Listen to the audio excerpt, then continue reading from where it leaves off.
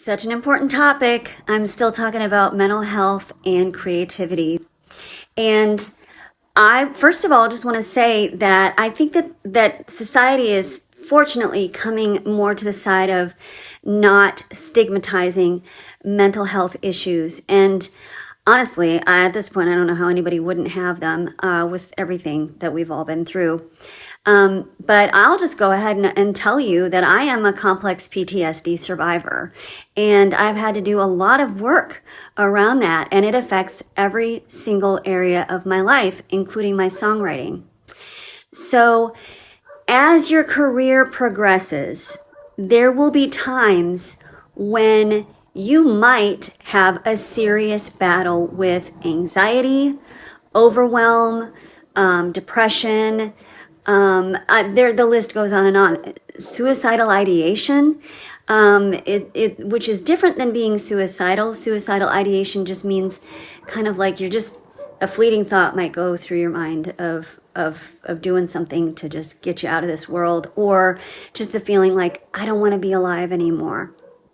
And there's a difference between just not wanting to be alive and like actively planning to hurt yourself. And this may seem like a dark thing to go into through this medium, but if we're talking about mental health and creativity, I think it's actually whitewashing if we don't.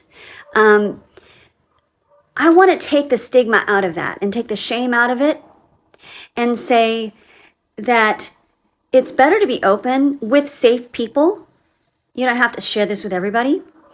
It's better to be open with safe people and establish a really great network of supportive mental health practitioners, wellness, holistic practitioners, people who have healing intentions toward you, people who are available to you when you need it. Because again, life happens. And if you get into a level of success in your career where you're not allowed to just cancel all your stuff for a day and wrap yourself in a blanket and binge watch Netflix and eat carbs, but you actually have to show up and be places, but you're battling like major anxiety, it's really important to learn the ways to navigate that, or the ways to prevent those things from happening if possible. So I would say start sooner rather than later on addressing those things.